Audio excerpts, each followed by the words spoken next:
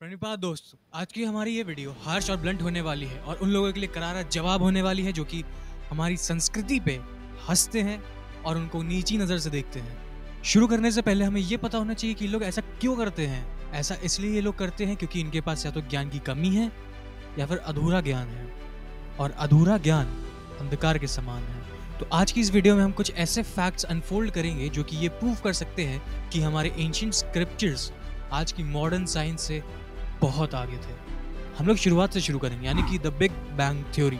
George Lemaitre, जिनको father of big bang theory भी कहा जाता है, इनकी थ्योरी के अकॉर्डिंग एक एटम से हमारे यूनिवर्स की स्टार्टिंग हुई। जब कुछ भी नहीं था तो सिर्फ एक एटम था, और उस एटम में जब एक्सप्लोजन हुआ उसकी वजह से स्पेस और टाइम का क्रिएशन हुआ था।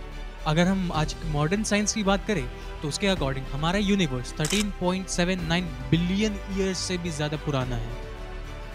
अब एक बात दूसरे शब्दों में बोलूं, एक गोल्डन एग, हिरण्यगर्भ या फिर एक लोटस भी समझ सकते हैं, जिसके खुलने से ब्रह्मा जी की उत्पत्ति हुई थी और उन्होंने स्पेस, टाइम और ये पूरा यूनिवर्स बनाया था।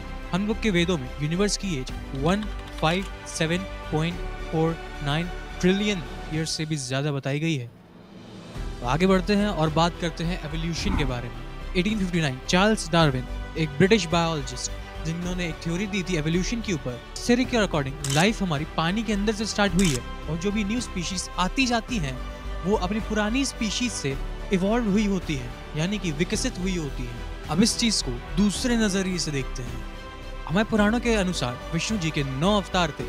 देखते हैं कि कैसे ये हमारे एवोल्यूशन को एक्सप्लेन करते हैं। सबसे पहला है मत्स्य अवतार, यानी कि फिश। ये सिंबलाइज करता है कि हमारी लाइफ पानी के अंदर से स्टार्ट हुई। दूसरा अवतार कुर्मा अवतार, यानी कि टर्टल, जो कि डिनोट करता है कि अब पानी से निकल के लाइफ धीरे धीरे जमीन पे भी आने लगी है। अगला है हमारे पास वराह अवतार। यह अवतार दिखा रहा है कि शरीर हमारा पहले से ज्यादा इवॉल्व हुआ और 2 पैरों पे हम लोग चलने लगे, लेकिन अभी भी हमारे अंदर कुछ एनिमल की क्वालिटीज थी। अगला है हमारे पास नरसिम्हा अवतार, यानी कि हाफ लायन। ये हमें शो करता है कि हमारी बॉडी और ज्यादा इवॉल्व हुई और हमारे अंदर इंटरनली और भी चेंजेस आए, लेकिन अभी भी हमारे अंदर जानवर के अंश पाना एक कॉमन चीज थी। अगला हमें पास वामन अवतार, यानी कि एक बौना या फिर डॉर्फ। ये एक कंप्लीट मैन को रिप्रेजेंट करता है जब हमारी हाइट बढ़ना या कम होना चालू हुई है और हमने पूरी तरह से एक इंसान का रूप ले लिया। अगला है हमारे पास परशुराम अवतार, यानी कि एक वॉरियर, एक हेल्दी इवॉल्व मैन जिसके पास दिमाग और अस्त्र शस्त्र चलाने की विद्या थी। श्री राम अवतार, ये हमको डिनोट करता है कि कैसे आगे चल के हमारी लाइफस्टाइल चेंज हुई, राज्य बने, राजनीति हुई और कैसे हमें सही और गलत की समझ आई। इस समय लोगों की हाइट भी बहुत ज्यादा थी। अगला है हमारे पास कृष्ण अवतार। जब मेजॉरिटी में ऑर्गेनिजम्स का ट्रांसफॉर्मेशन कंप्लीट हो गया तो अब बारी थी उनको अपने बारे में और भी चीजें डिटेल में समझने की, और इस समय तक लोगों की हाइट कम होना चालू हो गई थी और उनकी एज भी थोड़ा कम होने लगी थी। अगले हैं हमारे पास बुद्ध, यानी कि एक नॉर्मल एवरेज ह्यूमन बीइंग। इसकी 5 से 7 फुट तक एक नॉर्मल हाइट होती है, और ये हमको सिंबलाइज करता है कि हम लोग स्पिरिचुअलिटी से कितना दूर हो गए हैं या फिर हमने कितना कदम बढ़ाया है स्पिरिचुअलिटी की ओर। और तो और अब ये वो समय है जहाँ से हम एडवांस होना शुरू हो गए थे, और आज के टाइम पे हम लोग अपने जैसे दिखने वाले ह्यूमनॉइड्स रोबोट्स बनाने लगे हैं। विष्णु जी के 9 अवतार हमको ये दिखाते हैं कि कैसे हमारी लाइफ पानी के अंदर से स्टार्ट हुई और आज हम लोग अपने ही जैसे दिखने वाले मशीन्स, रोबोट्स, ह्यूमनॉइड्स वगैरह बनाने लगे हैं। अब बात करते हैं इंजीनियरिंग एंड साइंस की। खैर, इंजीनियरिंग की तो क्या ही बात करें। जिस तरह की इंजीनियरिंग उस समय लोगों ने बिना किसी मशीन्स के दिखाई है, वैसी इंजीनियरिंग तो आजकल के पढ़े लिखे इंजीनियर्स भी क्रेन्स के साथ भी नहीं बना पाते।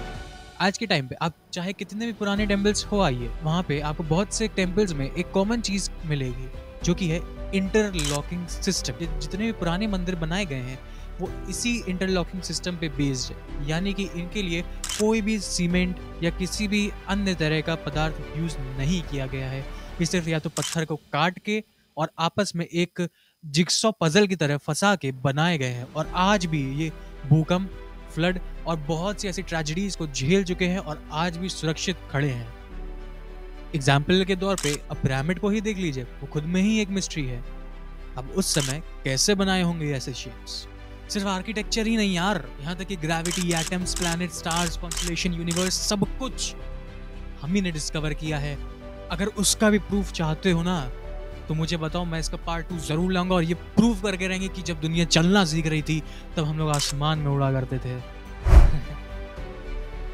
दुनिया को ये पता है कि न्यूटन के सर पे एप्पल गिरा, तो उसने ग्रेविटी डिस्कवर कर ली।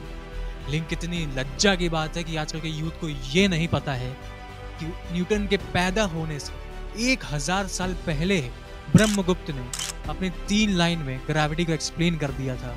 और ब्रह्मगुप्त के 500 साल बाद, यानी न्यूटन के पैदा होने से 500 साल पहले ही, उस ग्रेविटी को हम लोग गुरुत्वाकर्षण के नाम से जानते हैं। और तो नहीं यार, सोलर प्लैनेट शब्द सुना होगा ना तुमने, पर क्या ये पता है कि हम लोग सौरमंडल शब्द बहुत पहले से जानते हैं। दुनिया जब इस चीज़ में बहस कर रही थी कि धरती चपटी है कि गोल है, उससे पहले से हम लोग इस धरती को भूगोल कह के बुलाते थे। तो यही नहीं, दुनिया तो ये सोचती थी कि सूरज हमारा धरती के चारों ओर चक्कर लगाता है। अरे भैया, उससे पहले ही हमारे पूर्वज बता के चले गए कि हमारी धरती ही नहीं, साथ में पूरे 9 ग्रह सूरज का चक्कर लगाते हैं। इसीलिए सौरमंडल शब्द हम लोगों ने बनाया था।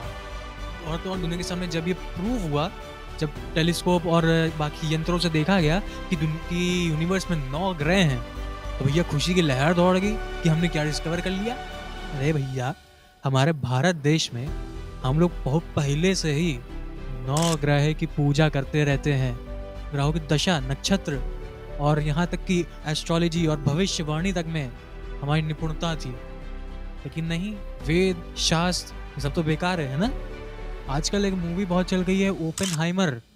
इसमें दिखाया गया है कि जो साइंटिस्ट हैं, वो ओपेनहाइमर, वो गीता के श्लोक से प्रभावित हैं और उन्होंने एटम बम बना दिया है।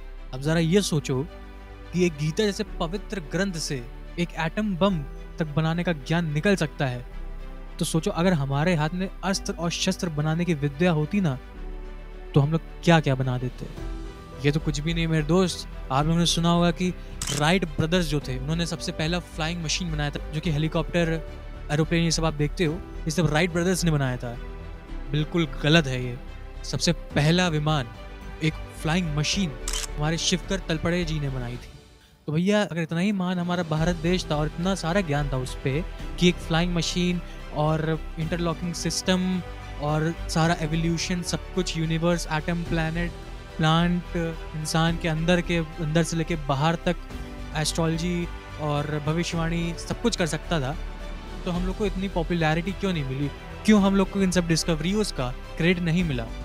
तो इसका आंसर ये है कि हमारी संस्कृति में हम लोग को सिर्फ देना सिखाया है, लेना नहीं सिखाया है। जब ब्रिटिशर्स ने इन्वेट किया था, तो हमारे भारत देश की लिटरेसी रेट 90 से 100% तक थी, यानी कि ऑलमोस्ट हर कोई हमारे यहाँ ज्ञानी था। ये सब देख के ही हमारे ब्रिटिशर्स का सर चकरा गया था। और जितने भी ब्रिटिशर्स थे, ये नहीं चाहते थे कि हमारे देश आगे बढ़े ये सब ज्ञान को लेकर, इसलिए अंग्रेज़ों ने हमारे यहाँ के सारे गुरुकुल में आग लगा दी और जितनी भी किताबें, ग्रंथ वगैरह थी, या तो चुरा के ले गए या फिर उनका भी नामो निशान मिटा दिया गया। अब ये सवाल आता है कि हमारे पूर्वज तो बहुत शक्तिशाली बताए जाते हैं, भीम जैसे शक्तिशाली, रावण जैसे था कि पहाड़ उठा लेता था, राम जी इतने शक्तिशाली थे, हनुमान जी इतने शक्तिशाली थे। तो अब बात आती है कि अंग्रेज़ों से लड़ने में हमारी शक्ति कहाँ चली गई? तो इसका आंसर ये है कि द्वापर युग के ख़त्म होते ही हम लोग सारी अस्त्र शस्त्र की विद्या भूल चुके हैं और जो हमारी प्राचीन भाषा संस्कृत थी, वो एक्सटिंक्ट सी हो गई है। तो इसीलिए अब ज़्यादातर लोग उस टेक्स्ट को गलत इंटरप्रेट कर लेते हैं और कई सारे मल्टीपल वेरिएशंस भी दिखते हैं और हर कोई अपने हिसाब से उन टेक्स्ट का मतलब बताता है।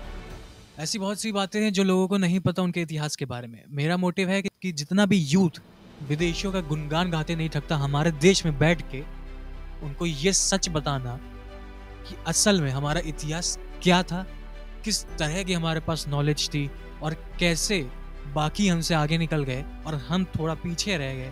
लेकिन कुछ समय ही की बात है, आने वाले समय में हमारा भारत देश अखंड भारत बनेगा और साथ ही साथ विश्व गुरु भी बनेगा। तो जुड़े रहिए हमारे साथ। अगर आप लोग चाहें तो कमेंट में बताइए मुझे, मैं इसका पार्ट 2 ज़रूर लाऊंगा और इस चीज़ को प्रूव करके रहेंगे कि हमारा इतिहास पुरातन था, सनातन था और रहेगा, और कैसे हम लोग को दुनिया से पहले इन सब चीज़ों के बारे में नॉलेज थी। तो इस वीडियो को ज़्यादा से ज़्यादा लाइक करिएगा और ज़्यादा से ज़्यादा अपने दोस्तों को शेयर करिएगा, उन सबको शेयर करिएगा, जितने भी यूथ हैं, जितनी भी आने वाली जनरेशन है, सबको भेजिए, सबको पता चलना चाहिए हमारा इतिहास। चैनल को सब्सक्राइब करिए, जुड़े रहिए हमारे साथ। तब तक के लिए जय श्री राम।